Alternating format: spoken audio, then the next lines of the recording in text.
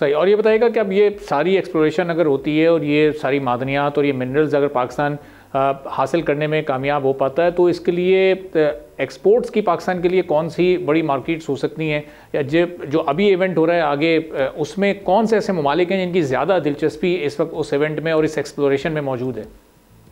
Sir इधर तो बेशुमार ममालिकों की इंटरेस्ट यहाँ पर अभी हमारे सूबों इन मटेरियल्स में है। चाइना बहुत ज़्यादा इंटरेस्टेड है, सऊदी बहुत ज़्यादा इंटरेस्टेड है, कतर इंटरेस्टेड है, ओमान इंटरेस्टेड है। अमेरिका खुद बहुत बड़ा इंटरेस्टेड है। सब यहाँ पर इंटरेस्टेड है कि यहाँ से कुछ ना कुछ बिजनेस करें यहाँ पर। तो ये बहुत बड़ी एक मार्केट है, बहुत बड़ी मार्केट बन जाएगा इंशाल्लाह। सही। और ये जो भी 8 और 9 को इवेंट होने जा रहा है, ईद के बाद जो इवेंट है इस सिलसिले में, ये इन तमाम ममालिक के डेलीगेशंस भी आ रहे हैं, और कोई MOUs वगैरह, कोई सॉफ्ट कमिटमेंट्स वगैरह उनसे हो सकती हैं इन्वेस्टमेंट की? क्यों नहीं हो सकती है सर। असल में हमारे जो सफ़ीर जो बैठे हुए हैं पाकिस्तान के, जो जितने भी सफ़ीर बैठे हुए हैं वहाँ पर, उन्हें चाहिए कि उनकी जितने भी कमर्शियल काउंसलर्स हैं वो अपने एम्बेसी के थ्रू तमाम बिजनेसमैन्स को कांटेक्ट करके उनकी डेलीगेशन बना के यहाँ पे भेजें। यहाँ पर जितने भी बिजनेसमैन्स हैं, जिस तरह अब एपमा एक प्लेटफॉर्म है, एक एपमा जो है वो एक वन रूफ के अंडर वो काम कर रहा है, सब के सब वहाँ पर जो है उनकी नुमाइंदगी कर रहे हैं। तमाम बिजनेसमैन में सर्कुलेट हो, सबके उनके डेलीगेशंस बना करके उनसे टाई अप करें। MOUs भी होंगे सर, काम भी होगा। MOU सिर्फ मसला ये नहीं कि हम MOUs करें, MOUs करके उसको इम्प्लीमेंट कराना है और काम शुरू करवाना है यहाँ पर। और ये इस तरह के की इन्वेस्टमेंट से, और ये जब काम बाकायदा तौर पर बड़े लेवल पर शुरू होता है, तो उससे कितनी बड़ी तादाद में लोकल लोगों के लिए जॉब क्रिएशन हो सकती है? चूँकि अभी स्मॉल लेवल पर काम हो रहा है, स्मॉल स्केल पर हो रहा है, तो हम देख रहे हैं कि बहुत ज़्यादा लोगों को जॉब क्रिएशन के मौके इसमें नहीं मिल पा रहे हैं। सर मैं ये समझता हूँ अगर ये प्रॉपर तरीके से, प्रॉपर वे में और साफ और शफाफ किस्म के वाकई ये काम इस तरह और नेक नियति से होए, मैं समझता हूँ कि इतनी जॉब अपॉर्चुनिटीज़ मिलेंगे कि शायद आपके पास लोग कम पड़ जाएं।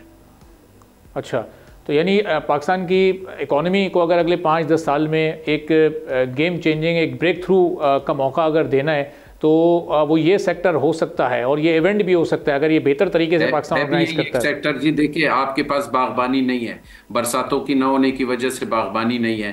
अच्छा, लाइफ स्टॉक आपके पास नहीं है, स्टेम रह गया आपके पास। सबसे ज्यादा जो सेक्टर है वो माइनिंग सेक्टर है। तो माइनिंग सेक्टर के लिए ज्यादा से ज्यादा इस पे तवज्जो दी जाए, इसे इंडस्ट्री का करार दिया जाए, और इसको मैं ये समझता हूँ कि या इनको रोड फैसिलिटीज दे, ट्रेनों की फैसिलिटीज दे, वैगन फैसिलिटीज दे, और ट्रैक्स बनाए जाए ताकि जितनी से जितनी अपने पोर्ट से लिंकअप किया जाए तमाम चीज़ों को। वो दिन दूर नहीं है, मैं बार बार कह रहा हूँ सर, कि हमें अल्लाह ताला ने एक बहुत खूबसूरत मुल्क दिया है, बहुत खूबसूरत मुल्क दिया है, हम इसकी कदर करें। और बैरू साहब, इसमें ये बताएगा कि इन्वेस्टमेंट के साथ साथ रिसर्च की कितनी अहमियत है? चूँकि किसी भी एक्सप्लोरेशन के लिए जो इन्वेस्टमेंट की जाती है वो बड़े पैमाने पर होती है, बड़ी मशीनरी चाहिए होती है माइनिंग के लिए आपको, तो ज़ाहिर इन्वेस्टमेंट भी बहुत बार सोचता है कि इतना बड़ा रिस्क ले, इतनी इन्वेस्टमेंट करे, और वहाँ से वो उतनी कीमती चीज़ निकलेगी या नहीं निकल सकेगी। तो जो रिसर्च है वो कितनी जेन्युइन हो, और उसमें क्या रिसर्चर्स ऐसे मौजूद हैं जिन्होंने बड़ी अच्छी इस वक्त रिसर्च की हुई हो और एक्सप्लोरेशन से मुतालिक उनके पास कोई ठोस सबूत मौजूद हो? जी बिल्कुल, रिसर्चर्स की तो बहुत ज़्यादा ज़रूरत है हमें।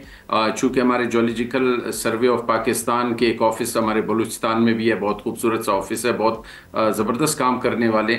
लेकिन उनसे काम लिया जाए, उन्हें ग्राउंड में ले आए, ग्राउंड रिलेटिव्स लाएं, और इंशाल्लाह वो तमाम चीज़ें जो है अप टू डेट आपको जब 100% आपके सामने टेबल पे होंगी, तो आपके साथ जितने भी जो मादनियात है वो क्रिस्टल क्लियर आपके सामने पड़ी होंगी कि आपके पास किस इलाके में क्या चीज़ पड़ा हुआ है और किस इलाके में क्या चीज़ नहीं पड़ा हुआ है। ये तो सारी आजकल तो कोई वो दौर नहीं है जो पहले लोग आके माइनिंग करता, तो सेटेलाइट से भी जो है तमाम चीज़ें इनके पास पड़ी हुई हैं।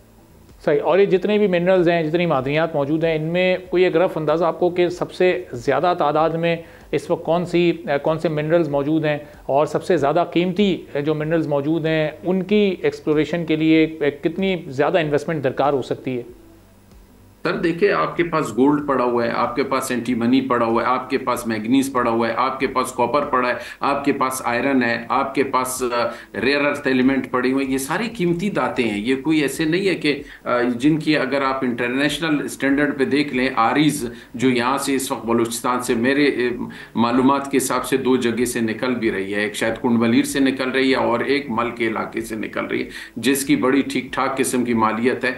इंटरनेशनल मालियत ही आप देख लें, मेरे ख्याल में 20-25 हज़ार डॉलर पर टन जो है उसकी मालियत है।